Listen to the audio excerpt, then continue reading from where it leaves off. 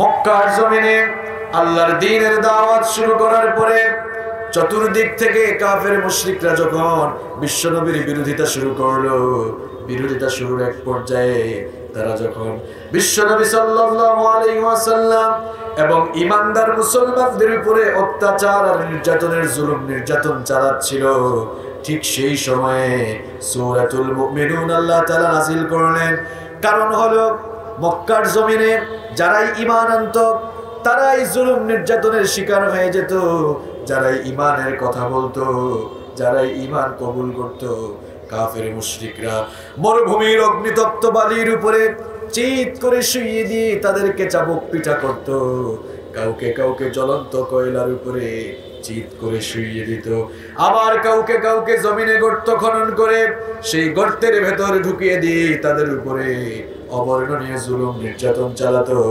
গোটা মক্কায় যখন এইরকম অকথ্য আর অবর্ণনীয় জুলুম নির্যাতন চলছে, ঠিক সেই সময় আল্লাহ তাআলা সূরাতুল মুমিনুন নাযিল করলেন।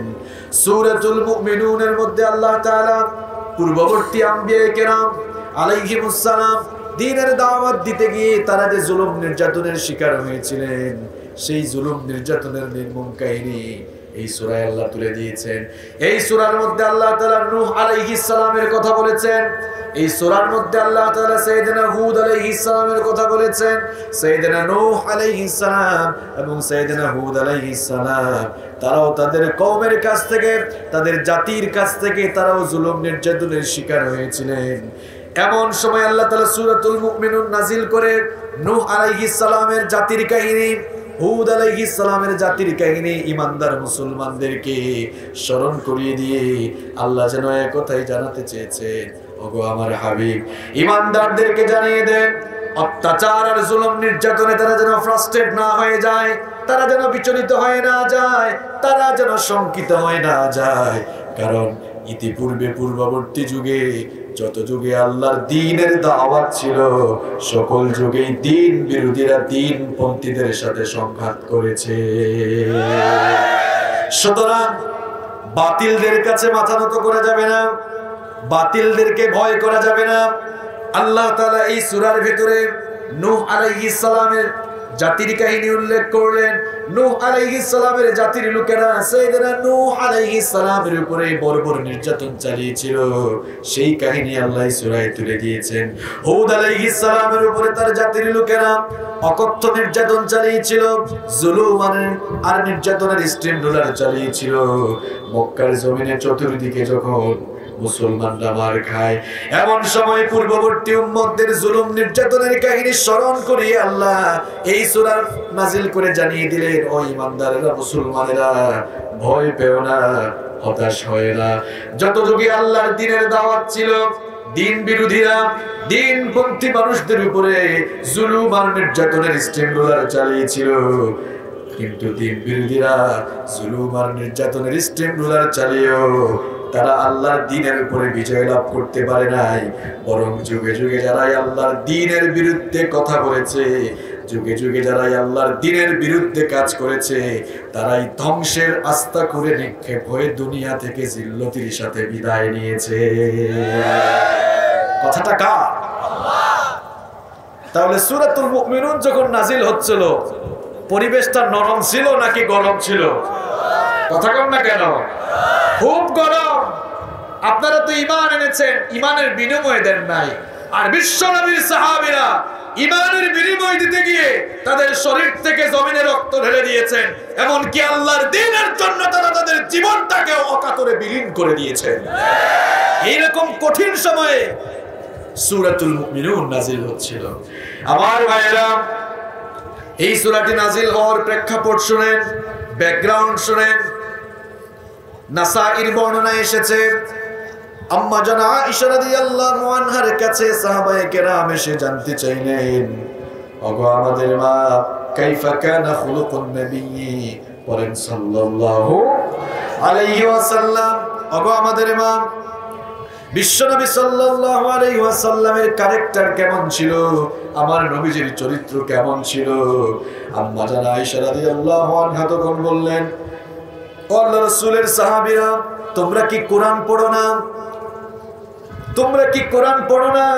কারণ আমার নবী ছিলেন প্র্যাকটিক্যাল কোরআন, আমাদের বাড়িতে রয়েছে ছাপা কোরআন, আর আমার নবী ছিলেন জীবন্ত কোরআন, আমার নবী ছিলেন প্র্যাকটিক্যাল কোরআন। তোমরা কি কোরআন পড়ো না?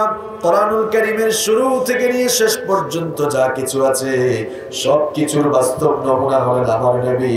তবে তোমরা ভালো করে শোনো, তোমরা যেহেতু আমার নবীর চরিত্র সম্পর্কে জানতে চেয়েছো, আমার নবীর চরিত্রের প্রধান প্রধান যে দিকগুলো ছিল, আল্লাহ তাআলা আমার নবীর চরিত্রের প্রধান প্রধান দিকগুলো কোরআনুল কারীমে সূরাতুল মুমিনুনের শুরুর আয়াতগুলোতে জানিয়ে দিয়েছে।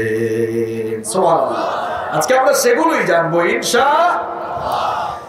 তিরমিজি শরীফের বর্ণনায়, মুসনাদে আহমদের বর্ণনায় এসেছে, ওমর ইবনুল খাত্তাব রাদিয়াল্লাহু আনহু ইসলাম গ্রহণ করার কিছুদিন পরেই সূরাতুল মুমিনুন নাজিল হলো। বিশ্বনবী সাল্লাল্লাহু আলাইহি ওয়াসাল্লামের উপরে যখন ওহী নাজিল হতো, তখন তার চেহারার মধ্যে পরিবর্তন দেখা দিত। সূরাতুল মুমিনুনের প্রথম দিকের আয়াতগুলো যখন বিশ্বনবী সাল্লাল্লাহু আলাইহি ওয়াসাল্লামের উপর নাজিল হচ্ছিল, মৌমাছির গুঞ্জনের ন্যায় আওয়াজ ধ্বনিত হতে লাগলো। সাহাবায়ে কেরাম বুঝতে পারলেন হয়তোবা এখন বিশ্বনবী সাল্লাল্লাহু আলাইহি ওয়াসাল্লামের উপরে ওহী নাযিল হচ্ছে, এইজন্য তারা চুপচাপ হয়ে গেলেন।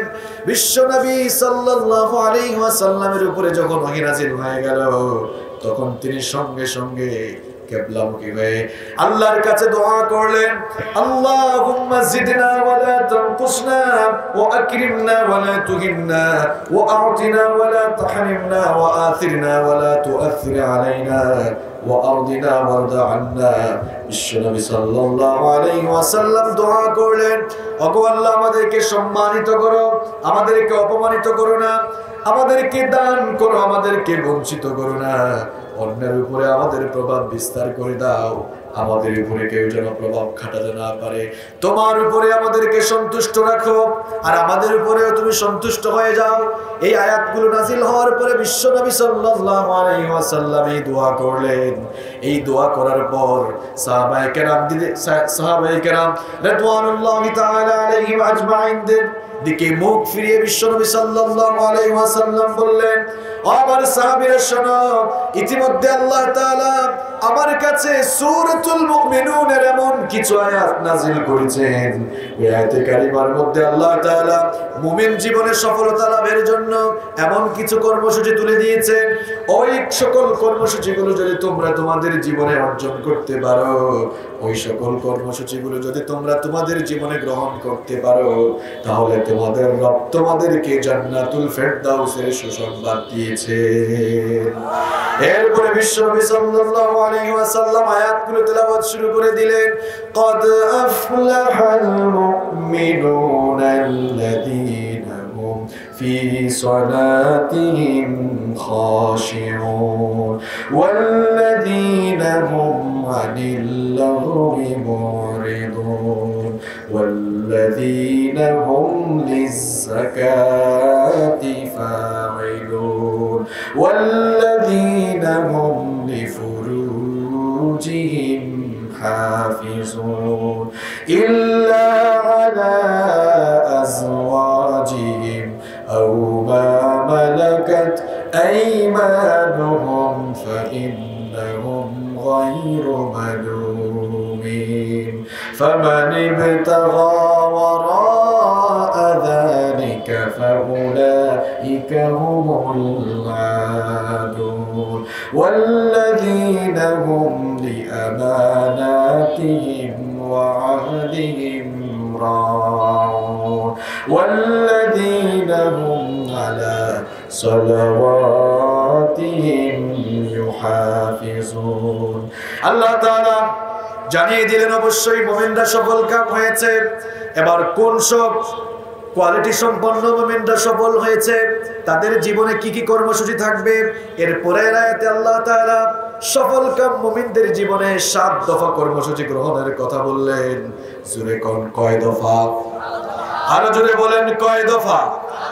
1 নম্বরে আল্লাহ তাআলা বলেন, আল্লাযীনা হুম ফি সালাতিহিম খাশিউন, যারা তাদের নামাজে খুশু অবলম্বন করে, বিনয় অবলম্বন করে, একাগ্রতা আর একনিষ্ঠতার সাথে তারা সালাত আদায় করে। 2 নম্বরে হলো ওয়াল্লাযীনা হুম আনিল লাগwi মুরিদুন, যারা অনর্থক অপ্রয়োজনীয় বেহুদা কাজকর্ম থেকে বিরত থাকে। 3 নম্বর হলো ওয়াল্লাযীনা হুম লিয-যাকাতি ফাইলুন, যারা যাকাতের পথে কর্মতৎপর থাকে। আর 4 নম্বর হলো ওয়াল্লাযীনা হুম লিফুরুজিহিম হাফিজুন, যারা তাদের লজ্জাস্থানের হেফাজত করে। এরপরে 5 নম্বরে আল্লাহ তাআলা বললেন ওয়াল্লাযীনা হুম লিআমানাতিহিম ওয়া আহদিহিম রাউন, 5 নম্বরে আল্লাহ তাআলা বললেন যারা তাদের আমানত রক্ষা করে।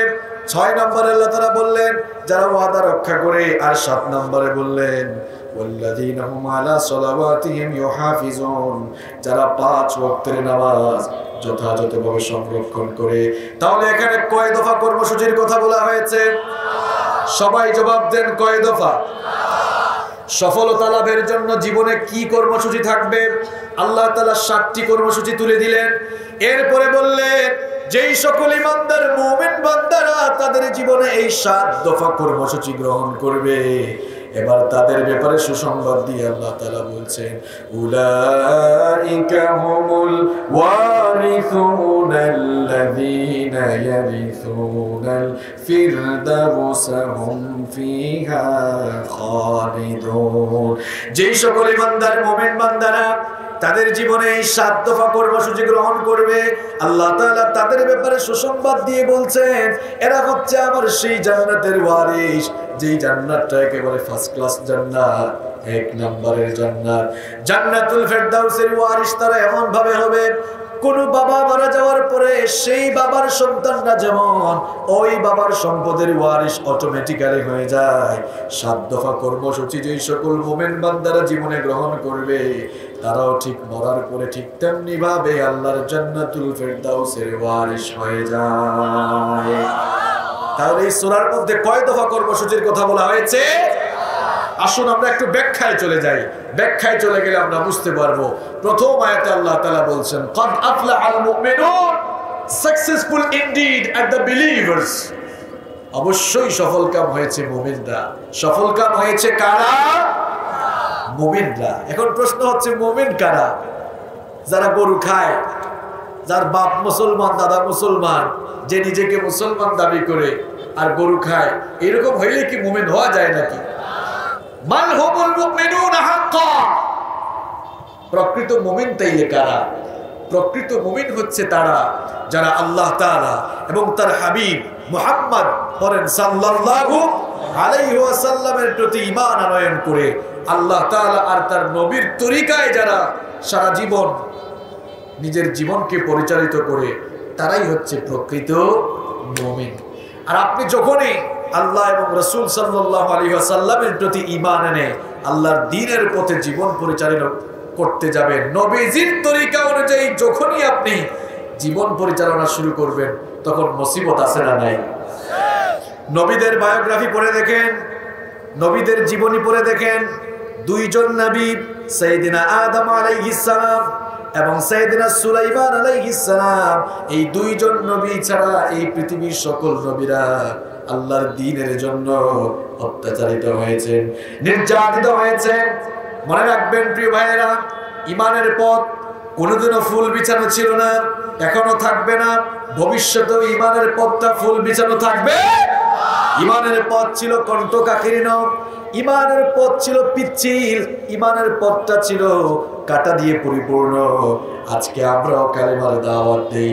অনেকে তো বলে আমরা তো হেকমত দিয়ে দাওয়াত দেই, এই জন্য অসুবিধা হয় না। আহারে নবীজিরা, আল্লাহর নবীরা কি তোমাদের চাইতে হেকমত কম বুঝতেন নাকি? আল্লাহর নবীরা দ্বীনের দাওয়াত যেখানেই দিয়েছেন, সেখানেই তারা জুলুম আর মুসিবতের শিকার হয়েছেন। আমার নবী তায়েফে গিয়েছেন, বাধা আছে না নাই? উহুদে গিয়েছেন, মুসিবত আছে না নাই?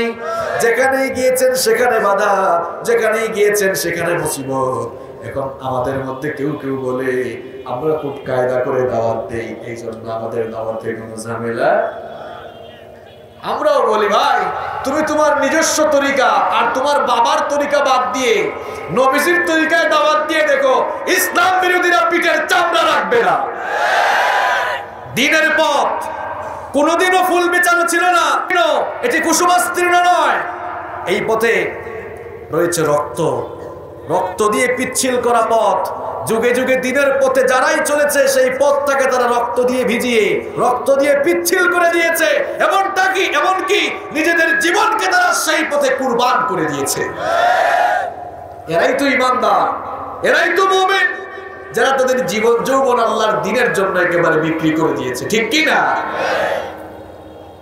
এখানে সেই সকল মুমিনদের কথাই বলা হচ্ছে।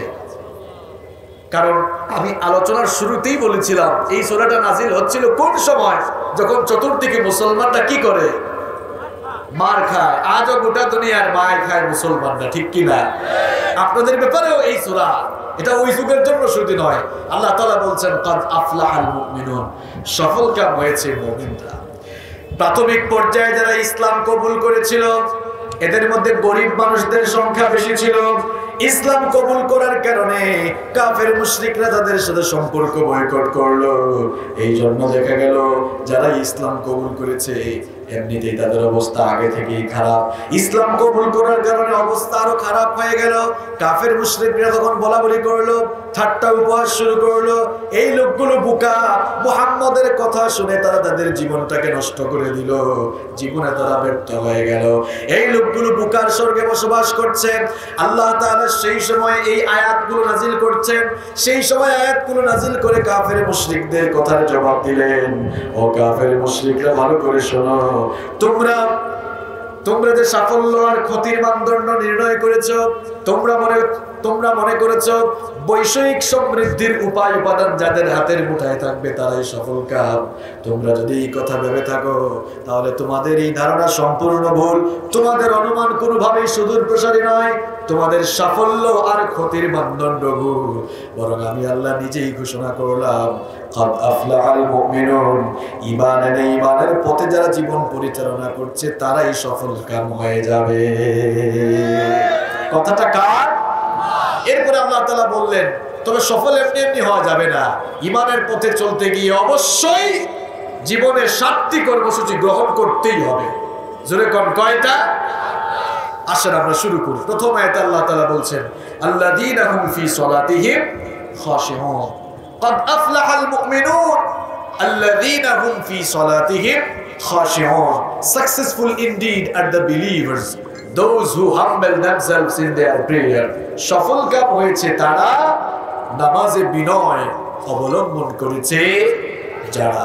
তাহলে সফলকাম মুমিনদের জীবনের প্রথম যে কর্মসূচি থাকা লাগবে সেই কর্মসূচি হচ্ছে তারা তাদের নামাজে একাগ্রতা, একনিষ্ঠতা, খুশু এবং বিনয়ের সাথে তারা সালাত আদায়কারী হবে।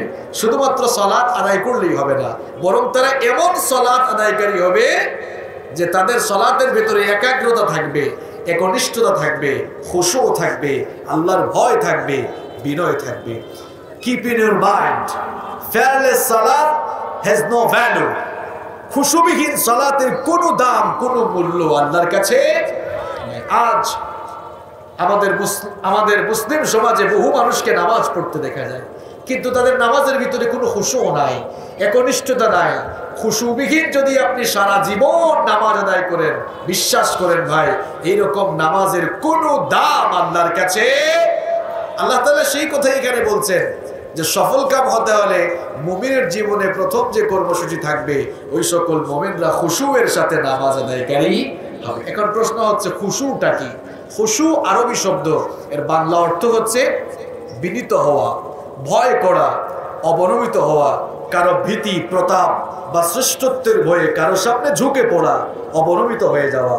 আরে আমরা যখন অফিসের বস, কোম্পানির বস, কিংবা আমরা যখন আমাদের নেতৃবৃন্দের সামনে দাঁড়াই কত অনুনয় বিনয় করে, কত বিনয়ের সাথে সামনে দাঁড়ায়। এই লোকগুলাই যখন আবার মসজিদে দাঁড়ায়, দাঁড়ানোর পরে আল্লাহর সামনে যে দাঁড়িয়েছে তার বহিঃপ্রকাশ আর ঘটে না, কারণ তার ভেতরে খুশুও নাই। দেখা যায় নামাজে দাঁড়ানোর পর কলার ঠিক করে, হাত ঠিক করে এদিক ওদিক তাকায়। আমি একবার এক মসজিদে নামাজের জন্য ঢুকলাম, এক মুসল্লির পাশে গিয়ে দাঁড়ালাম। যখনই নামাজ শুরু করতে যাব মুসল্লি দিকে আমার দিকে এমনি তাকায়। আমি বললাম কি মুসল্লি এদিকে তাকান কেন? সাজদার জায়গার দিকে এটা তাকাবেন, নামাজ তো চলে। যেই লোকটা নামাজ চলাকালীন সময় আমার দিকে তাকায়, এই লোকটার নামাজে কি কোনো খুশু আছে? কোনো খুশু নাই। কেউ কেউ তো আছে রুকু সাজদায় গিয়ে পেছনের দিকে একটু দেখি তো পেছন দিকে কয় কাতার হইল। আবার একজন নামাজ থেকে একদিন বের হয়ে বলে, দোস্ত দেখছো কি সুন্দর মসজিদ, এই মসজিদে 103টা ফ্যান আছে। তো তার বন্ধু বললো, কিরে মসজিদে এতগুলো ফ্যান আছে তুই কেমনে গুনলি? ইমাম সাহেব যখন তেলাওয়াত করেছেন, ইমাম সাহেব তো ইমাম সাহেবের কাম করেছে, আর আমি চিন্তা করলাম সময় নষ্ট করে কি লাভ, আমিও সময়গুলোকে কাজে লাগাইয়া দেখি মসজিদে কয়টা ফ্যান আছে, ফ্যান গুনে গুনে আমিও সময় কাটিয়েছি। এরকম আছে না নাই? এটা তো নামাজের খুশুয়ের পরিপন্থী কাজ। এইরকম করে সারা জীবন নামাজ আদায় করলে এই নামাজের কোনো দাম আল্লাহর কাছে থাকবে। নামাজে খুশু নিয়ে আসতে হবে, আল্লাহর ভয় নিয়ে আসতে হবে। নামাজে আমরা কিভাবে খুশু ফিরিয়ে আনবো, কিভাবে আমরা আমাদের নামাজটাকে সুন্দর করব, এজন্য আমি আপনাদেরকে 5টা টিপস আজকে দিয়ে যাব। কয়টা? 5টা। নাম্বার 1, 1 নাম্বার হচ্ছে নামাজটাকে বুঝার চেষ্টা করবেন। আমাদের মধ্যে বহু মুসলমান আছে নামাজটা বুঝে না, নামাজের শুরু থেকে নিয়ে শেষ পর্যন্ত নামাজে কি পড়ে কিছুই বুঝে না। নামাজটা বুঝার জন্য চেষ্টা করবেন, তাহলে নামাজে কনসেন্ট্রেশন বাড়বে, নামাজে মনোযোগ বাড়বে। হাদিসে কুদসির মধ্যে আল্লাহ তাআলা বলেছেন, কাসসামতুস সালাতু বাইনি ওয়া বাইনা আবদি নিসফাইন, নামাজকে আমি আল্লাহ পাক আমার আর আমার বান্দার মধ্যে 2 ভাগ করে দিয়েছি। ফানিসফুহা লি ওয়া নিসফুহা লি আবদি, নামাজের অর্ধেক হলো আমার জন্য আর অর্ধেক হলো আমার বান্দার জন্য। নামাজে যখন আমরা দাঁড়াই আমাদের সঙ্গে আল্লাহ কথা বলা শুরু করে দেন। আমরা যখন নামাজে দাঁড়িয়ে তেলাওয়াত শুরু করি, আলহামদুলিল্লাহি রাব্বিল আলামিন, নামাজে দাঁড়ানোর পর প্রথম আয়াত আমরা বললাম আলহামদুলিল্লাহি রাব্বিল আলামিন, সমস্ত প্রশংসা কার? আমরা বললাম, ওগো আল্লাহ সমস্ত প্রশংসা হলো তোমার, যিনি বিশ্ব জগতের রব। আমরা যখন নামাজে দাঁড়িয়ে আল্লাহর প্রশংসা করলাম, আল্লাহ তাআলা চুপ থাকেন না, সঙ্গে সঙ্গেই জবাব দেন, হামিদানি আব্দি, আমার বান্দা নামাজে দাঁড়িয়ে আমার প্রশংসা করলো। 2 নম্বর আয়াত যখন আমরা বলি আর রহমানির রহিম, ওগো আল্লাহ আপনি হচ্ছেন রহমান, আপনি হচ্ছেন রহিম, আল্লাহ তাআলা চুপ থাকেন না, সঙ্গে সঙ্গে জবাব দেন, আসনা আলাইয়া আব্দি, আমার বান্দা নামাজে দাঁড়িয়ে আমার গুণকীর্তন করছে। 3 নম্বর আয়াত যখন আমরা বলি মালিক ইয়াউমিদ্দিন, ওগো আল্লাহ বিচার দিবসের মালিক হচ্ছো তুমি, আল্লাহ তাআলা চুপ থাকেন না, সঙ্গে সঙ্গে জবাব দেন, মাজ্জাদানি আব্দি, আমার বান্দা নামাজে দাঁড়িয়ে আমার শ্রেষ্ঠত্ব বয়ান করলো। সুবহানাল্লাহ। Salat is a conversation between Almighty Allah and the slave. নামাজ হচ্ছে আল্লাহ আর বান্দার মধ্যে কথা বলার জায়গা। সুবহানাল্লাহ। আপনি তো বুঝেন না, এজন্য আপনার মনের ভেতরে কোনো আবেগ কাজ করে না।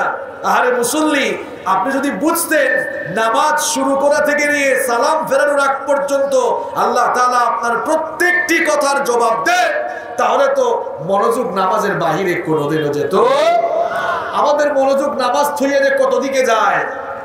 একবার ইমাম সাহেব এশার নামাজ শেষ করে মুসল্লিদেরকে বললেন, সম্মানিত মুসল্লিবৃন্দ, আজকের নামাজ 3 রাকাত হলো না 4 রাকাত হলো, আমি তো কনফিউশনে পড়ে গিয়েছি, কেউ কোনো কথা কয় না। হঠাৎ এক মুসল্লি দাঁড়িয়ে বলে, ইমাম সাহেব আমি 100% কনফার্ম আজ আপনার নামাজ 3 রাকাতই হয়েছে। তো ইমাম সাহেব বললেন যে ভাই আপনি এত কনফিডেন্টলি কিভাবে বললেন? লোকটা তখন বলল, হুজুর বাজারে আমার 4টা দোকান আছে, আমি যখন এশার নামাজে আসি তখন প্রত্যেক রাকাতে এক একটা দোকানের হিসাব আমি কমপ্লিট করি। প্রত্যেক দিন আমি আমার 4টা দোকানের হিসাব শেষ করতে পারি, কিন্তু আজকে 3টা দোকানের হিসাব শেষ হলো, আরো একটা দোকানের হিসাব বাকি থাকলো, তার মানে আপনার নামাজও আরো 1 রাকাত বাকি আছে। এইরকম নামাজে দাঁড়িয়ে ব্যবসা বাণিজ্যের হিসাব যদি কেউ শুরু করে দেয়, এটা কি নামাজের কোনো খুশু হলো? এটা তো নামাজের খুশু পরিপন্থী কাজ হয়ে গেল। নামাজের খুশু ফিরিয়ে আনার জন্য আমি 1 নাম্বার যে টিপস আপনাদেরকে দিলাম, নামাজটাকে বুঝার চেষ্টা করতাম। নামাজের শুরু থেকে শেষ পর্যন্ত কি পড়েন এটা বুঝার চেষ্টা করেন। কিছুই তো বুঝেন না, কিছুই তো বুঝেন না। রুকুতে গিয়ে পড়েন সুবহান রাব্বিয়াল আযীম, সুবহান রাব্বিয়াল আযীম। এই যে নামাজে গিয়ে প্রত্যেকবার আপনি প্রশংসা করছেন কার? আওয়াজ দেন, প্রশংসা করছেন কার? তাসবিহগুলো জপছেন কার? আপনি যে সামি আল্লাহু লিমান হামিদা বলে দাঁড়ান, আপনি তো এটার অর্থ বুঝেন না। এটার অর্থ হলো, বান্দারে তুমি যে রুকুতে গিয়ে তোমার রবের প্রশংসা করলে, তোমার রব তোমার প্রশংসাগুলো শুনেছেন। সুবহানাল্লাহ। নামাজটা বুঝলে কত যে মজা লাগবে আর না বুঝলে কোনো মজা পাওয়া যাবে। এই জন্য নামাজটা বুঝার চেষ্টা করবেন। 2 নম্বর হলো যখনই নামাজে দাঁড়াবেন ওই নামাজটাকে জীবনের শেষ নামাজ মনে করবেন। When you stand for the salah, keep in your mind it's your final salah. যখনই আপনি নামাজে দাঁড়াবেন মাইন্ড সেট আপ করে ফেলবেন এটি হচ্ছে আপনার জীবনের শেষ নামাজ। এরপরে কোনোদিন আর নামাজে দাঁড়াতে পারবেন না। যদি এই দৃষ্টিভঙ্গি এই মানসিকতা নিয়ে নামাজে দাঁড়ান, আপনারাই জবাব দেন নামাজের বাহিরে মনোযোগ যাওয়ার সুযোগ আছে? 2 নম্বর টিপস। নাম্বার 3 নম্বর হচ্ছে রুকু এবং সাজদা ধীরস্থির ভাবে আদায় করবেন। অনেকে আছেন রুকু সাজদা খুব দ্রুত দেন। কেউ তো রুকু সাজদা এত দ্রুত মারে দেখলে মনে হয় যেন লোকটা নামাজ আদায় করছে না, ফিজিক্যাল এক্সারসাইজ করছে। এরকম এত দ্রুত রুকু সাজদা দেওয়া যাবে না, ধীরস্থির ভাবে রুকু সাজদা দিতে হবে।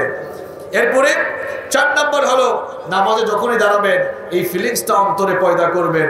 এই ফিলিংসটা এই অনুভূতি অন্তরে জাগ্রত করবেন যে আল্লাহ তাআলার সাথে আমার এখন সাক্ষাৎকার চলছে, তখন মনোযোগ আর নামাজের বাইরে যাবে না। এরপরে নাম্বার 5 নম্বর হচ্ছে আমাদের পূর্ববর্তী যারা সালফে সালেহিনদের নামাজ থেকে আমাদেরকে শিক্ষা নিতে হবে, তবেই আমাদের নামাজের মধ্যে খুশু ফিরে আসবে।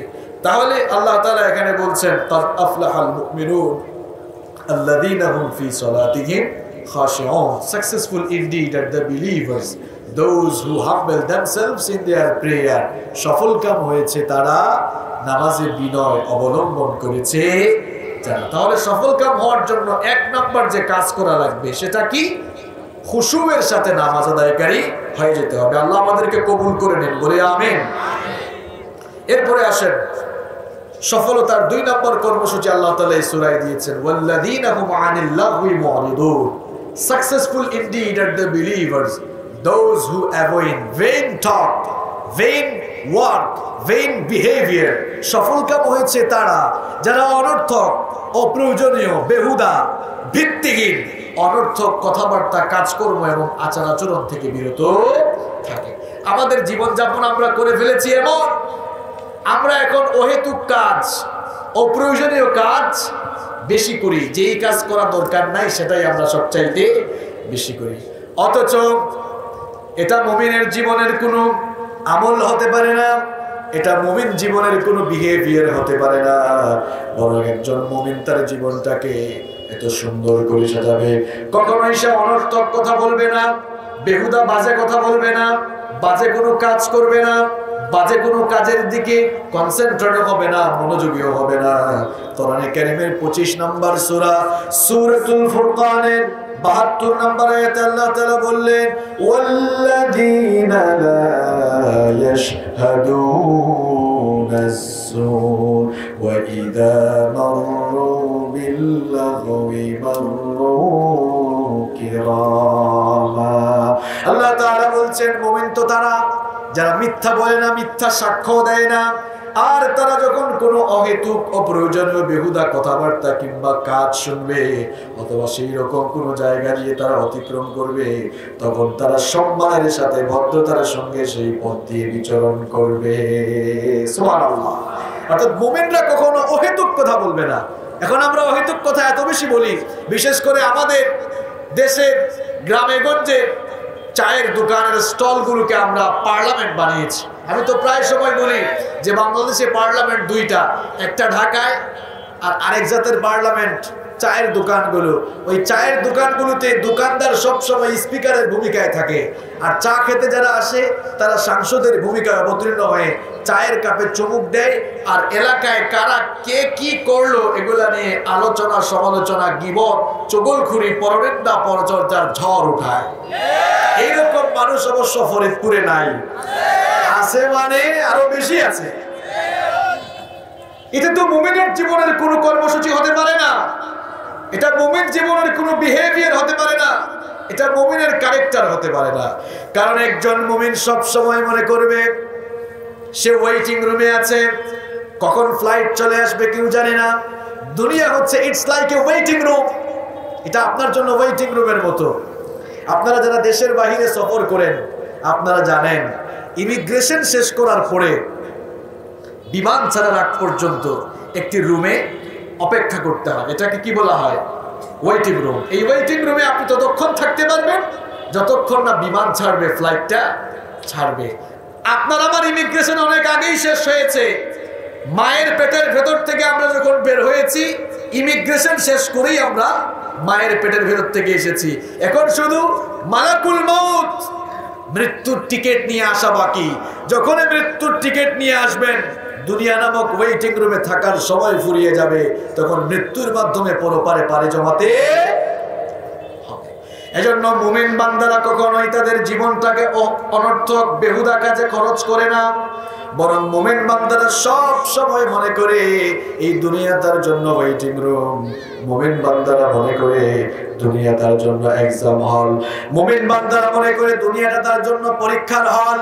পরীক্ষার হলে ভালো ছাত্ররা, ভালো কোনো ছাত্র কখনো পরীক্ষার হলে ঢুকে সময়গুলোকে অযথা নষ্ট করে না, বরং খারাপ ছাত্র যারা, ফেল করা ছাত্র যারা, যারা নকল করে, এরাই পরীক্ষার হলে ঢুকে এদিক সেদিক তাকিয়ে সময় নষ্ট করে, আরেকজনের সাথে কথা বলে অথবা নকলের ধান্দা করে। আর ভালো ছাত্রগুলো প্রশ্নপত্র হাতে পেয়ে লেখালেখি শুরু করে আর ঘড়ির টাইমের দিকে তাকানো শুরু করে। একটা সেকেন্ড সে নষ্ট করতে চায় না। প্রশ্নপত্র হাতে নিয়ে সে তার টাইম সেট আপ করে ফেলে। যেহেতু 3 ঘন্টা সময় আছে, এই 3 ঘন্টা সময়ের মধ্যে সবকিছু আনসার করতে হবে, এই জন্য পাশের কারোর সাথে কথা বলে না, নকলের ধান্দায় থাকে না।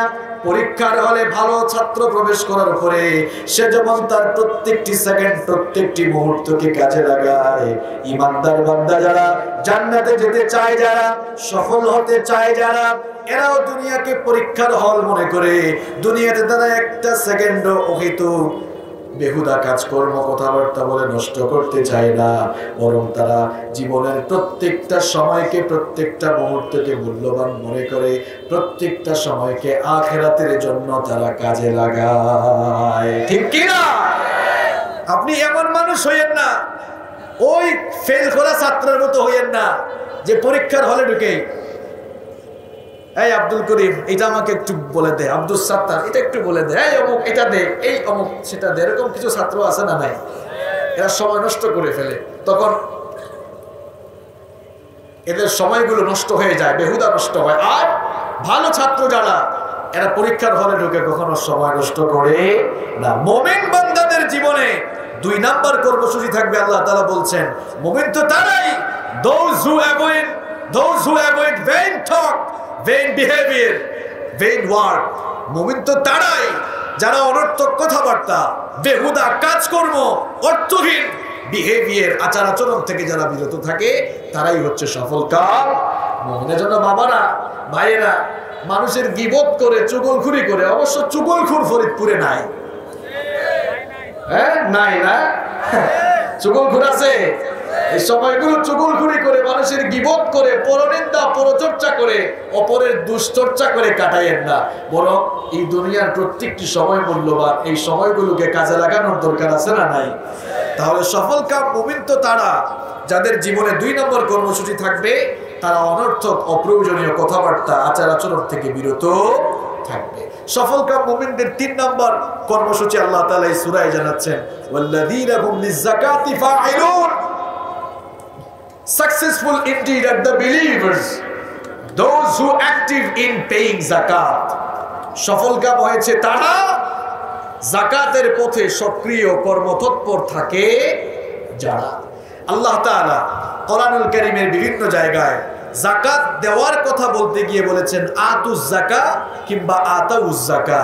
আর এখানে মুমিনদের সফলতার কথা বলতে গিয়ে আল্লাহ তাআলা যাকাত দাও, যাকাত প্রদান করো এই কথা বলেন নাই, বরং আল্লাহ তাআলা বলছেন সফলকাম মুমিনরা শুধু যাকাত দিয়েই তাদের দায়িত্ব আদায় করবে না, বরং লিয-যাকাতি ফাঈলুন, তারা যাকাতের পথে সক্রিয় থেকে যাকাত দিয়ে ধন সম্পদের পবিত্রতা যেমন তারা হাসিল করবে, তেমনি যাকাতের পথে তৎপর থেকে তারা জীবনের আত্মশুদ্ধিও অর্জন করবে।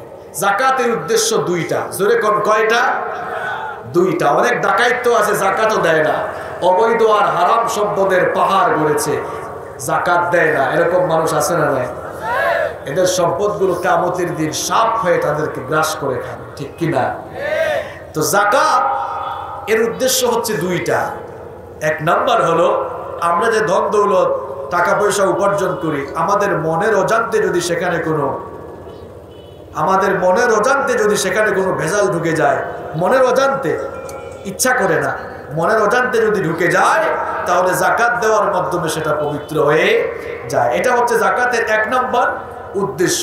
যাকাতের 2 নম্বর উদ্দেশ্য হলো এই যাকাত দেওয়ার মাধ্যমে যে লোকটা যাকাত দিচ্ছে সেও আত্মশুদ্ধি অর্জন করবে, তার মনে যেন এই ফিলিংস আসে যে আসলে এই ধন সম্পদ যাই উপার্জন করছে এগুলো তো কিছুই থাকবে না, চলে যেতে হবে, আমার জীবনটাকেও পরিশুদ্ধ করা দরকার।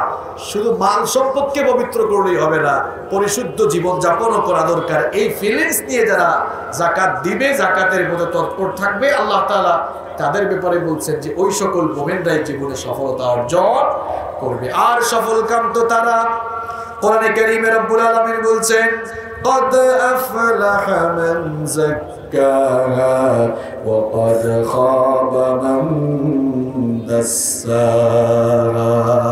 সফল কাম তো তারা যারা পবিত্রতা পরিশুদ্ধতা অর্জন করেছে, আত্মশুদ্ধি অর্জন করেছে, নিজের জীবনকে যারা পবিত্র করেছে তারাই তো সফল। ওয়াকাদ খাবা মান দাসসাহা।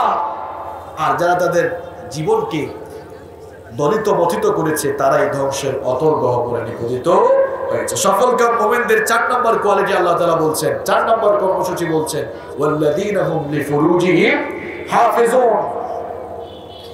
Successful indeed are the believers, those who guard their modesty। আল্লাহ তাআলা বলছেন সফল কাম তারা যারা তাদের লজ্জাস্থানের হেফাজত করে, যারা তাদের সতীত্ব চরিত্রের হেফাজত করে। এখানে মুফাসসিরিনে কেরাম লিফুরুজিহিম হাফিজুনের 2টি অর্থ দিয়েছেন। লজ্জাস্থানকে হেফাজত করতে হয় 2 ভাবে। জোরে কোন তো কয় ভাবে? 1 নাম্বার হলো পর্দার যে বিধান আল্লাহ দিয়েছেন, পর্দার মাধ্যমে নিজের শরীরটাকে ঢেকে নিজের লজ্জাস্থানকে হেফাজত করতে হবে। আর আমরা পর্দা করার জন্য পোশাক দিয়েছেন কে? কোরআনে কারীমে রব্বুল আলামিন বলছেন ইয়া বনি আদম قد أنزلنا عليكم لباسا يواري سوآتكم وريشا ولباس التقوى ذلك خير ذلك من آيات الله لعلهم يذكرون। আল্লাহ পাক বলেন, হে আদমের সন্তানরা শোনো শোনো, আমি তোমাদের সৌন্দর্যবর্ধন, তোমাদের সতর্কে ঢাকার জন্য পোশাক অবতীর্ণ করেছি। আর জেনে রাখো তাকওয়ার পোশাকটা হলো সবচাইতে শ্রেষ্ঠ পোশাক। আল্লাহ তাআলা পোশাক দিলেন আপনার ইজ্জত আবরুকে ঢেকে রাখার জন্য, কিন্তু এখন শয়তানের মুরিদরা পোশাক আর পরতে চায় না, পোশাক খুলে ফেলতে চায়। আছে না নাই? এখন তো ছেলেরা মেয়ে হতে চায় আর মেয়েরা ছেলে হতে চায়। ছেলেরা এখন দেখা যায় প্যান্ট একেবারে পরা উচিত ছিল টাকনুর উপরে, একদম টাকনুর নিচে ঢুকায় দেয়। আর মেয়েরা শর্ট করতে করতে উপরে উঠতে এমন উপরে উঠতেছে, আল্লাহই ভালো জানে কোন সময় যে কিছুই থাকে না। এইরকম মেয়েরা ছেলে হতে চায়, ছেলেরা এখন মেয়ে হতে চায়। অনেক ছেলেরা দেখি এখন হাতে ব্রেসলাইট দেয়, কানের মধ্যে কানের দুল দেয়। অনেক ছেলেরা দেখি আবার নেকলেসও দেয়, চেইন দেয়। এরকম ছেলে পেলে আছে? কেউ এখানে কেউ আছে নাকি? হাত তোলো তো। হ্যাঁ, এরকম আছে কেন ভাই? তুমি ছেলে হয়ে মেয়ে হতে চাও কেন? আবার চুল লম্বা করতে করতে এত লম্বা করে, পেছন দিক থেকে দেখলে মনে হয় কোনো আপু হবে, সামনে গিয়ে দেখে এটা তো আপু না ভাইয়া। এরকম আছে না নাই? পুরুষ হয়ে যারা মহিলার বেশ ধারণ করতে চায়, আবার মহিলা হয়ে যারা পুরুষের বেশ ধারণ করতে চায়, এদেরকে লানত দিয়েছেন আল্লাহ, এদেরকে লানত দিয়েছেন ফেরেশতারা, এদেরকে লানত দিয়েছেন মুহাম্মদ সাল্লাল্লাহু। লানত থেকে যদি বাঁচতে চান এই অভ্যাস পরিত্যাগ করেন, পুরুষ পুরুষের মতোই থাকেন, নিজের পর্দা ঠিক করেন। আল্লাহ তাআলা পর্দার বিধান দিলেন নিজের সতীত্বকে হেফাজতের জন্য। এখানে সেই কথাই বলা হচ্ছে যে সফল কাম নারী পুরুষের বৈশিষ্ট্য হচ্ছে তারা তাদের লজ্জাস্থানের হেফাজত করবে। আর লজ্জাস্থানের হেফাজতটা কেমনে হবে? 1 নাম্বার হচ্ছে নিজেদের সতর ঠিক রাখতে হবে। এখন আমরা সতর ঘুলে দিয়ে বেপর্দা হতে হতে আমরা আমাদের মা বোনদেরকে এত বেপর্দা করে দিয়েছি, এত বেপরদা করে দিয়েছি, আমরা আমাদের ওয়াইফকে পর্দায় রাখছি না, আমাদের বোনদেরকে পর্দায় রাখছি না, আমাদের মা আমাদের মেয়েদেরকে আমরা পর্দায় রাখছি না। আপনাদের মতোই অনেক ভাইরা আছে যারা মাহফিলে আসে, আবার মাহফিল থেকে গিয়ে ভাবিকে নিয়ে যখন বের হয় বুরখা ছাড়া বের হয়, এরকম আছে না নাই? আছে না নাই? এরকমই এক ভাই সদরপুর বাজারে ভাবিকে নিয়ে দাঁড়ায় আছে, বুরখা টুরখা নাই। আরেকজন দেখে বলল, ভাইয়া আপনি দেখলাম গতকাল সদরপুরের মাহফিলে গেলেন, তো আজকে ভাবিকে নিয়ে এরকম বের হইলেন কেন? কয় ভাই তোমার ভাবি তো খুব সুন্দরী, খুব রূপসী, ঘরের ভিতরে তাকে আমি সব সময় দেখি, চিন্তা করলাম আমার বউটা এত সুন্দরী এত রূপসী, এলাকার মানুষজন তো জানে না, এলাকার মানুষ তো জানা দরকার, কারণ তাদেরও তো একটা হক আছে। এরকম নিজের বউকে এলাকার মানুষকে দেখায়া এলাকার মানুষের হক আপনারা কে কে আদায় করেন? হাত তুলেন তো। দেখছেন সব আল্লাহর ওলি। হ্যাঁ, মেয়েদেরকে পর্দায় রাখবেন, নিজের ওয়াইফকে পর্দায় রাখবেন। আবার এমনও তো কিছু নাদান আছে যে নিজের বউয়ের ফটো ফেসবুকে দেয়, নিজের বউয়ের ফটো ফেসবুকে দেয়। এখন দেখা যায় কমেন্ট আসলে ভাইয়াকে সুন্দর লাগতেছে কেউ বলে না, এখন ছোট ভাইরা কমেন্ট করে ওয়াও ওয়াও, ভাবিকে যা লাগতেছে। আবার আরেকজন লেখে জুস, একজনের জুস আরেকজন খায়। বুঝতে পেরেছেন কথা? আরেকজন বলে ভাই ভাবিকে যা লাগতেছে হ্যাপি লাগতেছে। আবার এমন না দাম, তার বউয়ের সবকিছু আরেকজন দেখে জুস খায়, সে আবার রিপ্লাই মারে। এখন তো থ্যাংক ইউ বলে না, কয় থ্যাংক ইউ থ্যাংক ইউ। আত্মসম্মান বোধ বলতে কিছুই আপনার ভেতরে নেই। ফেসবুক এটা কি পার্সোনাল সাইট নাকি পাবলিক সাইট? কথা বল না কেন? Public site. বউ কি পার্সোনাল না পাবলিক? অনেকে মেসেঞ্জারের স্টোরিতে দেয়, হোয়াটসঅ্যাপের স্টোরিতে দেয়। তাহলে বউ যদি পার্সোনাল হয় আর ফেসবুক যদি পাবলিক হয়, তাহলে আপনি আপনার পার্সোনাল জিনিসটাকে পাবলিক সাইটে দিচ্ছেন কেন? আপনি কি আপনার বউকে তাহলে জনগণের সম্পত্তি বানাতে চাচ্ছেন নাকি? হ্যাঁ, আত্মসম্মান বোধ কি আপনার মধ্যে আদৌ আছে? নিজের আত্মসম্মান বোধ জাগ্রত করুন। আপনার ওয়াইফের সৌন্দর্য কেবলমাত্র আপনার জন্য। আপনার বোন, আপনার সন্তান, আপনার মেয়ে, আপনার মা, আপনার স্ত্রী, সবাইকে পর্দায় রাখবেন। এই বিধানটা কার? লজ্জাস্থানের হেফাজত করতে হবে, পর্দা করতে হবে। আর 2 নম্বর হলো নিজেকে সকল অন্যায়, হারাম, অশ্লীল, বেহায়াপনার কাছ থেকে বিরত রাখতে হবে। আমার যুবক আর তরুণ ভাইরা, রাস্তাঘাটে মেয়েদেরকে ডিস্টার্ব করো না। আল্লাহ তাআলা এই আয়াতে বলছেন যে সফলকাম মুমিনের জীবনে যে কর্মসূচি থাকবে, সে তার জীবনটাকে এমন ভাবে পরিশুদ্ধ করবে, সে তার লজ্জাস্থান, তার চরিত্রের হেফাজত করবে, তার চরিত্রকে সে কখনো ধ্বংস করে দিবে। তোমাদের কারণে রাস্তাঘাটে মেয়েরা নিরাপদে চলতে পারে না। দেখা যায় গার্লস স্কুল, উমেন্স কলেজ, মহিলা কলেজ ছুটি হলে কিছু লুচ্চা, ইতর, বদমাস, এতিমের মতো রাস্তায় দাঁড়ায় থাকে। এরকম ছেলে পেলে কি ফরিদপুরে আছে নাকি? কেন এই কাজগুলো করো? তোমার বোনকে যদি কেউ ডিস্টার্ব করে এমন ভাবে, তুমি কি সহ্য করতে পারবা? তখন তো তুমি বলবা যে হুজুর একদম ওরে মাইরা ফেলবো। তো তুমি তাই আরেকজনের বোনকে কেন ডিস্টার্ব করো? এমনটা করা যাবে না। আমার যুবক আর তরুণ ভাইরা, তোমাদের চরিত্র তোমরা সুন্দর করো। স্কুল, কলেজ, ইউনিভার্সিটি, মাদ্রাসায় যারা পড়ো, চরিত্রটা ধ্বংস করে দিও না। মুমিন মুখে ঠেলে দিতে পারে না। তোমাদের চরিত্রকে তোমরা আল্লাহর নবী সাইয়েদনা ইউসুফ আলাইহিস সালামের মতো পবিত্র করো, সুন্দর করো। আল্লাহর নবী সাইয়েদনা ইউসুফ আলাইহিস সালাম, আল্লাহ তাআলা তাকে এই দুনিয়ার অর্ধেক সৌন্দর্য দিয়েছিলেন। এত সুন্দর সুপুরুষ তিনি ছিলেন, যাকে দেখলে চোখ ফেরানো যেত না, যার সৌন্দর্য, যার রূপে, যার দৈহিক সৌন্দর্যের মাধুর্যতায় মুগ্ধ হয়ে মিশরের সেই যুগের সুন্দরী নারীরা ফল কাটতে গিয়ে নিজেদের আঙ্গুলগুলো কেটে ফেলে দিয়েছিল। সাইয়েদনা ইউসুফ আলাইহিস সালাম যেই ঘরে বড় হয়েছিলেন, সেই ঘরের দুষ্ট মহিলা জুলাইখা সাইয়েদনা ইউসুফ আলাইহিস সালামকে প্রত্যেক দিন তার চোখের সামনে রেখে সাইয়েদনা ইউসুফ আলাইহিস সালামকে প্রত্যেকদিন তার চোখের সামনে দেখতে দেখতে লোভ সামলাতে পারে না। একদিন সে তার দাসীর মাধ্যমে একেবারে নির্জনে 7টি দরজা অতিক্রম করে তার খাস কামরা একেবারে বেডরুমের মধ্যে আমন্ত্রণ জানালো। সবগুলো দরজার মধ্যে তালা দিয়ে দিল, সবগুলো দরজা লক করে দিল। এরপরে সাইয়েদনা ইউসুফ আলাইহিস সালামকে প্রস্তাব দিল, বলল, গো ইউসুফ, আমার এই খাস কামরায়, আমার এই বেডরুমে কেউ আসার সুযোগ নাই। আমি তোমাকে আমার প্রস্তাব দিচ্ছি, আমার প্রস্তাব গ্রহণ করো। ইউসুফ আলাইহিস সালামকে যখন জুলাইখা কুপ্রস্তাব দিল, তিনি তো আল্লাহর নবী, তিনি তখন আল্লাহ তাআলাকে ভয় করে সেই প্রস্তাবকে রিজেক্ট করলেন। তিনি বললেন, আমি তো আল্লাহকে ভয় করি, এমন কাজ কখনো আমি করতে পারবো না। জুলাইখা তখন বলল, আমার প্রস্তাব মানতেই হবে, কারণ এখান থেকে ভাগবার কোনো সুযোগ নাই, পালাবার কোনো রাস্তা নাই। যেই দরজাগুলো দিয়ে ভেতরে এসেছো সবগুলো দরজায় তালা লাগিয়ে দিয়েছি। সাইয়েদনা ইউসুফ আলাইহিস সালাম মনে মনে ভাবলেন, আরে এই দুষ্ট মহিলা আমাকে এমন জায়গায় নিয়ে এসেছে, এই দুষ্ট মহিলার ফাঁদ থেকে আল্লাহ ছাড়া আমাকে কেউ আর বাঁচাতে পারবে না।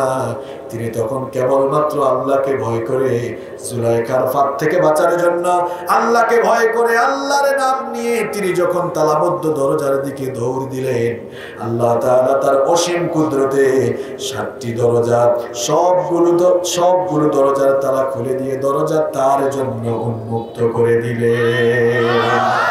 আমার যুবক আর তরুণ ভাইরা, তোমাদের চরিত্র তোমরা এমন ভাবে গঠন করো, তোমাদের সামনে দিয়ে উলঙ্গ নারী চলে যাবে, তুমি আল্লাহকে ভয় করে একবারও তার দিকে তাকাবা না, ঠিক কি না? তুমি তোমার জীবনটাকে ধ্বংসের মুখে ঠেলে দিও না। বিশ্বনবী সাল্লাল্লাহু আলাইহি ওয়াসাল্লাম বলছেন, মান দামিনালি মা বাইনা লাহিহি ওয়া রিজলাইহি দামিনতু লাহু আলাল্লাহিল জান্নাহ। বিশ্বনবী সাল্লাল্লাহু আলাইহি ওয়াসাল্লাম বলেছেন, যেই ব্যক্তি তার মুখ আর তার লজ্জাস্থান এই দুটি জিনিসের জিম্মাদারি গ্রহণ করবে, আমি নবীজি কিয়ামতের দিন ওই লোকটার জন্য জান্নাতে জিম্মাদারি গ্রহণ করব। যুবক আর তরুণরা, নিজের চরিত্রের জিম্মাদারি গ্রহণ করব, নিজের চরিত্রের জিম্মাদারি গ্রহণ করো। রাসূল বলছেন, রাসূল তোমার জন্য কিয়ামতে জান্নাতের জিম্মাদারি গ্রহণ করবেন। আল্লাহু আকবার। সফলকাম মুমিনদের জীবনে 4 নম্বর যে কর্মসূচি তারা গ্রহণ করবে সেটি হচ্ছে তারা তাদের লজ্জাস্থান, তারা তাদের চরিত্রের হেফাজত করবে, চরিত্রকে কখনো ধ্বংস করে দিবে। কষ্ট হচ্ছে আপনাদের? এই তো শেষ পর্যায়ে আসছে এবং লাইনের কথাগুলোতে এখন মাত্র আসছে, ধৈর্য আছে তো আপনাদের? এরপরে আল্লাহ তাআলা বলছেন নাম্বার 5 নম্বর হচ্ছে ওয়াল্লাযীনা হুম লিআমানাতিহিম ওয়া আহদিহিম রাউন। মুমিনদের বৈশিষ্ট্য হলো সফলকাম মুমিনদের জীবনে 5 নম্বর যে কর্মসূচি থাকবে সেটি হচ্ছে মুমিনরা আমানতদার হবে। মুমিনরা কি হবে?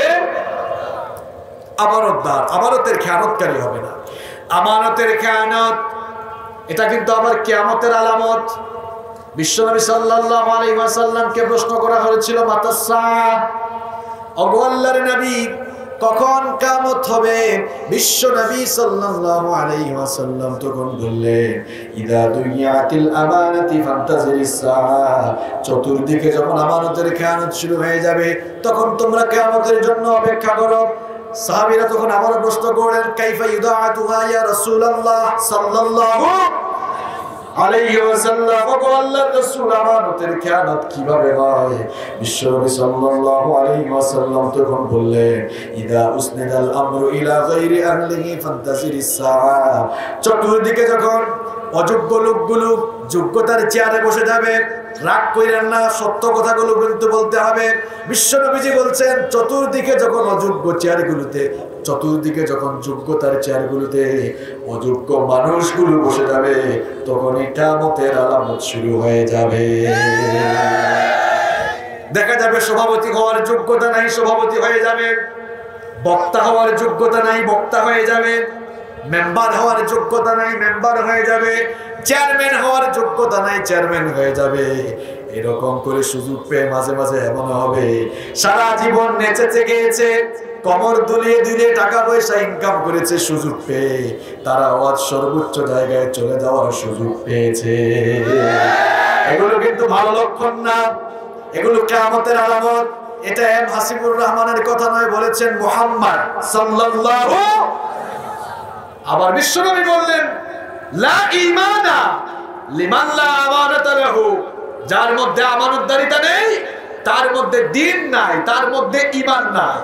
আল্লাহু আকবার, কত বড় কথা। আমানতদারিতা তো নাই আজকে আমাদের, কথার আমানত নাই। একজন একটা কথা বলে বললো ভাই এই কথাটা কাউকে বলিয়েন না, কারণ সেও আরেকজনকে বলে বলে ভাই এই কথাটা বলিয়েন না। এটা কিন্তু মহিলারা বেশি করে, বলে বলে বলিও না, এটা শুধু আমি তোমাকেই বলছি, সে আরেকজনকে বলে গিয়ে তুমিও এটা কাউকে আর বলিও না। কথার আমানত নষ্ট হচ্ছে, সম্পদের আমানত নষ্ট হচ্ছে। সম্পদ রেখেছে গচ্ছিত 10,000 20,000 50,000 1 লাখ টাকা রেখেছে, দেখা যাচ্ছে ওইটা তার পেটের ভেতরে ঢুকায় দিয়েছে। রাষ্ট্রের দায়িত্ব, সমাজের দায়িত্ব যাদের কাছে থাকবে এটাও আমানত। আপনার পরিবারের দায়িত্ব আপনার উপরে, এটাও আমানত। এই মাহফিলের দায়িত্ব আপনার উপরে, এটাও আপনার কাছে আমানত। আপনি একটা প্রতিষ্ঠানের প্রধান, এটাও আমানত। আমানতদারিতার সাথে আপনি যদি দায়িত্ব পালন না করেন তাহলে খেয়ানত হয়ে যাবে। এখন চতুর্দিকে এত খেয়ানত শুরু হয়েছে, চতুর্দিকে এত খেয়ানত শুরু হয়েছে। খেয়ানত শুরু হতে হতে খেয়ানত শুরু হতে হতে এমন অবস্থা হয়েছে আমরা ধ্বংসের দ্বার প্রান্তে চলে যাচ্ছি। ব্যক্তির আমানত, জনগোষ্ঠীর আমানত আজকে নষ্ট হয়ে যাচ্ছে, নষ্ট হয়ে যাচ্ছে। আমানতের খেয়ানত, এটা আবার মুনাফিকেরও আলামত। আর আমানতদারিতে থাকা এটা মুমিনের একটা অন্যতম স্বভাব। এরপরে আল্লাহ তাআলা বলছেন 6 নম্বর হলো মুমিনরা তাদের ওয়াদার ব্যাপারেও প্রতিশ্রুতিবদ্ধ হবে। যখন যা ওয়াদা করবে তখন তা পালন করবে। বিশ্বনবী সাল্লাল্লাহু আলাইহি ওয়াসাল্লাম বলেন লা দীনা লিমান লা আহদা লাহু, যার মধ্যে ওয়াদা পালন করার অভ্যাস নেই, ওয়াদা পরিপূর্ণ করার আমল নেই, তার মধ্যে আসলে দ্বীনই। আমরা এখন ওয়াদা বেশি করি, পালন কম করে, কয় এটা করবো ওইটা করবো, পরে কিছুই আর করে না। আছে না ভাই? এক ভাইয়ের কাছ থেকে টাকা নিয়েছে, কয় ভাই আগামী শুক্রবারে দিয়ে দেব। কত শুক্রবার যে চলে যায় কোনো ঠিক ঠিকানা নাই। দেখা যায় এই রাস্তায় দেখলে অন্য রাস্তায় পালিয়ে। এটা তো মুমিনের জীবনের অভ্যাস হতে পারে না, আমল হতে পারে না। ওয়াদা পালন কারে বলে শুনেন, এটা ঘটনা বলবো, বলবো তো শুনবেন তো? ওয়াদা পালন কাকে বলে শুনেন। আপনি তো ওয়াদা করলে ওয়াদা ভঙ্গ করে ফেলেন। ওয়াদা পালন কাকে বলে শুনেন। সাইয়েদনা ওমর ইবনুল খাত্তাব রাদিয়াল্লাহু আনহুর শাসনামলে তার আদালতে একবার এক যুবককে হাজির করা হলো। যুবকের বিরুদ্ধে মামলা হলো। এই যুবককে যারা ধরে এনেছিল, 2টা ছেলে নিয়ে এসেছিল, ওই 2 ছেলের বাবাকে এই যুবক হত্যা করেছিল। সাইয়েদনা ওমর ইবনুল খাত্তাব রাদিয়াল্লাহু আনহু যুবককে প্রশ্ন করলেন, কি ব্যাপার, সত্যি কি তুমি ওদের বাবাকে হত্যা করেছো নাকি?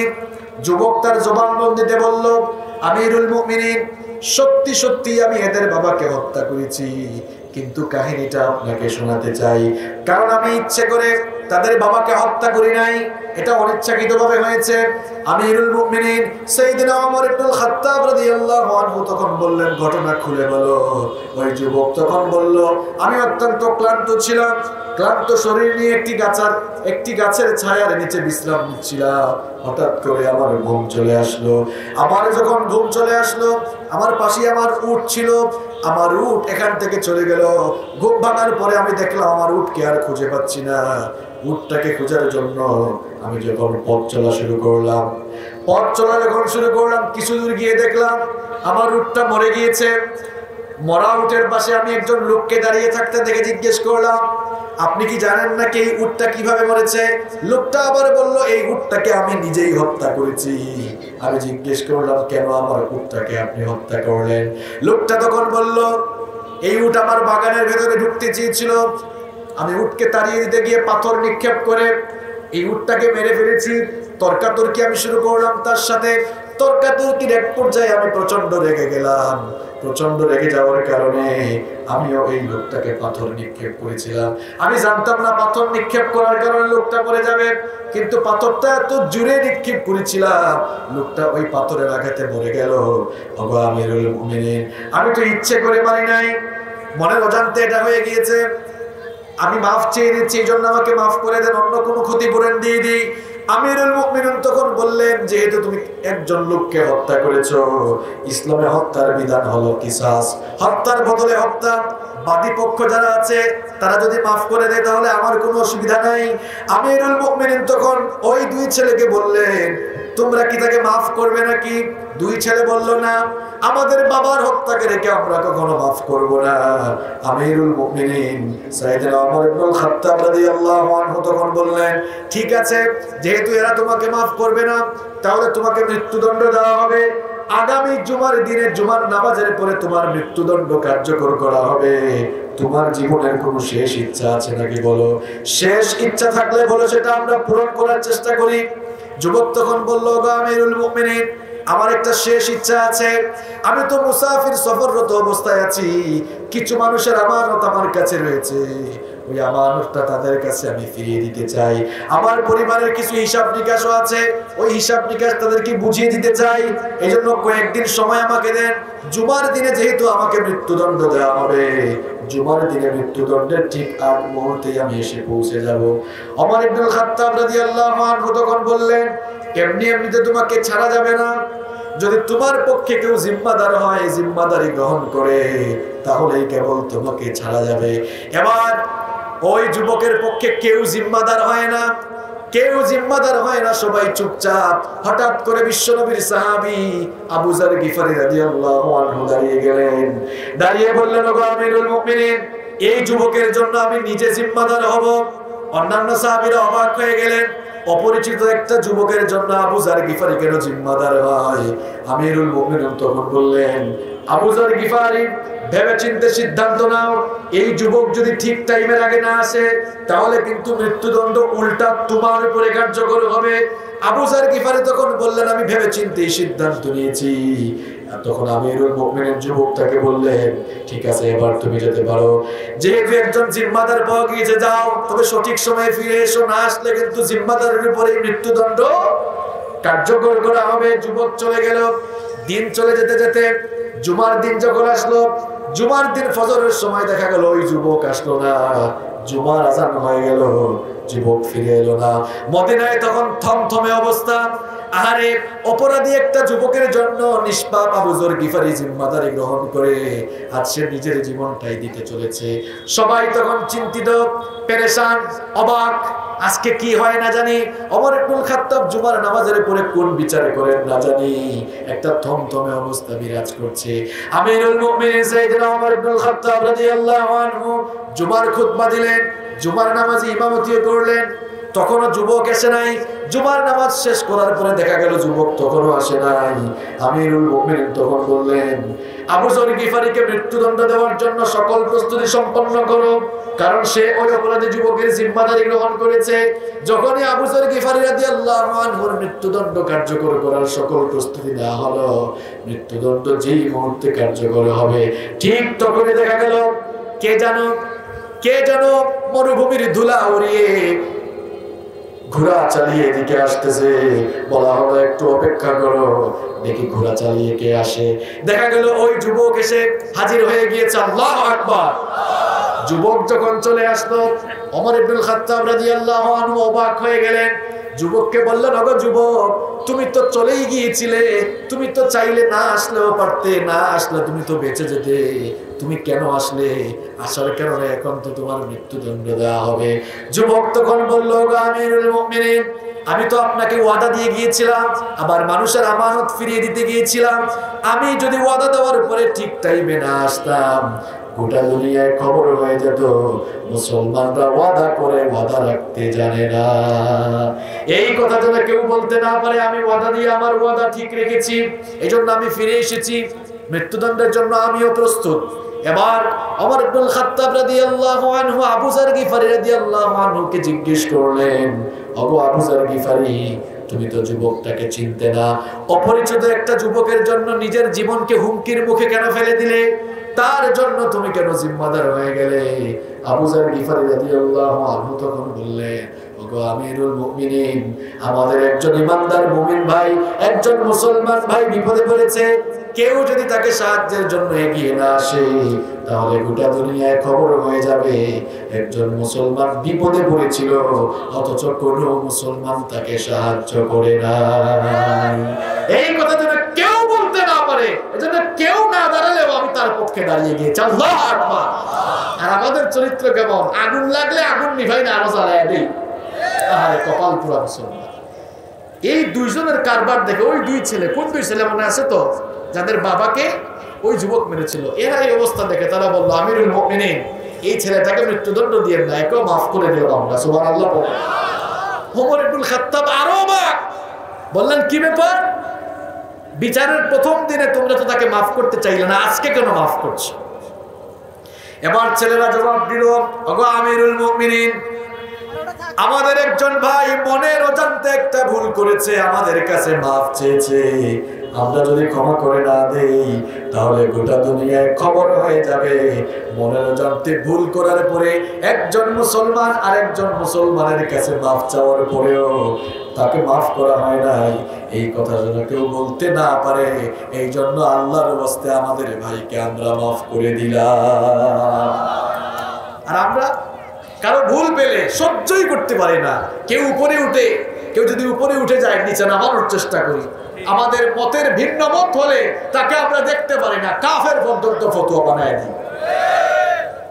এটা তো মুমিনের স্বভাব হতে পারে না। তাহলে প্রিয় ভাইয়েরা, মুমিনরা ওয়াদা রক্ষা করবে, আপনি যার সাথে যে প্রতিশ্রুতি দিবেন সেই প্রতিশ্রুতি আপনি রাখবেন, এটা মুমিন জীবনের কর্মসূচি। এরপরে মুমিন জীবনের সফলতার সর্বশেষ এবং 7 নম্বর কর্মসূচি হচ্ছে আল্লাহ তাআলা বললেন ওয়াল্লাযীনা হুম আলা সালাওয়াতিহিম ইউহাফিজুন, যারা নামাজ সংরক্ষণ করে যথাযথভাবে 5 ওয়াক্ত নামাজ আদায় করে।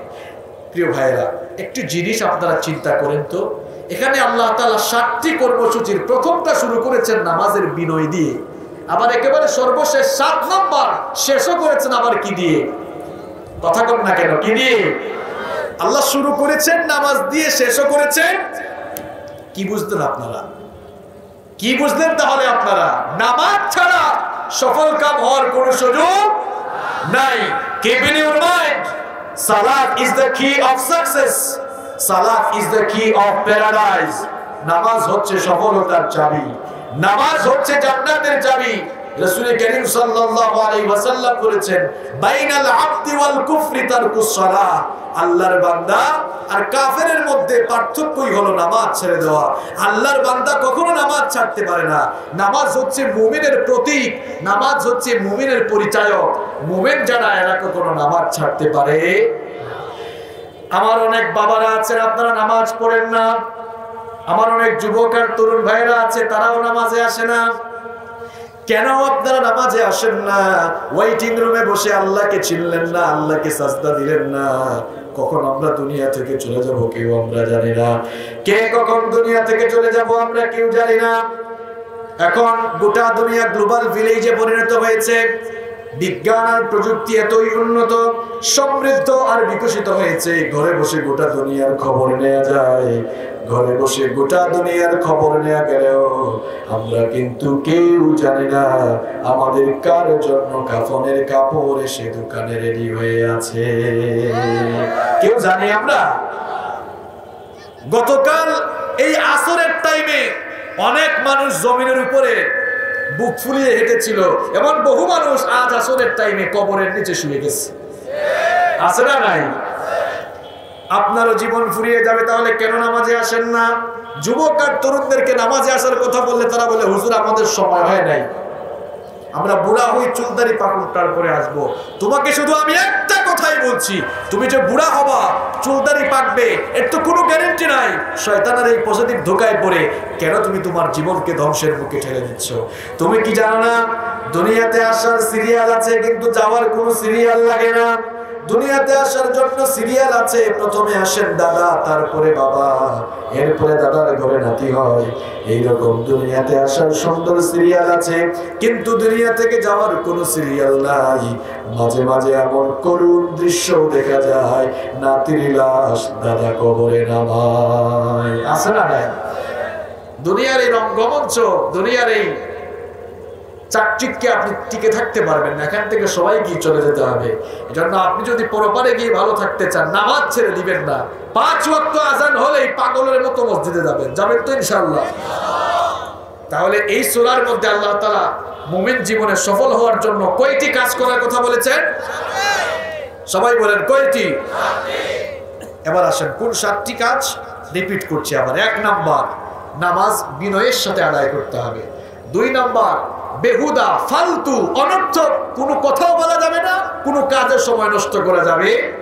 3 নাম্বার হলো যাকাতের পথে তৎপর থেকে নিজের জীবনটাকে পরিশুদ্ধ করা, অর্থাৎ আত্মশুদ্ধি অর্জন করা। 4 নাম্বার হলো নিজের চরিত্রকে সুন্দর করা, চরিত্র হেফাজত করা। একজন আজানের জবাব দিয়ে দেন। এরপরে 5 নাম্বার হলো আমানত রক্ষা করা। 6 নাম্বার ওয়াদা রক্ষা করা। 7 নাম্বার হলো নামাজের হেফাজত করা। এই 7টি কাজ যারা করবেন, উলাইকা হুমুল ওয়ারিসুন, তারাই ওয়ারিস হবে। আল্লাযীনা ইয়ারিসুনাল ফিরদাউস, জান্নাতুল ফিরদাউসের যে জান্নাত বানিয়েছেন কে? এই 7টি কাজ করলে জান্নাতুল ফিরদাউসের ওয়াদা আমাদের ব্যাপারে দিচ্ছেন কে? আজান শেষ হোক, এরপরে আমরা বাকি কথা এবং মুনাজাত শেষ করব ইনশাআল্লাহ।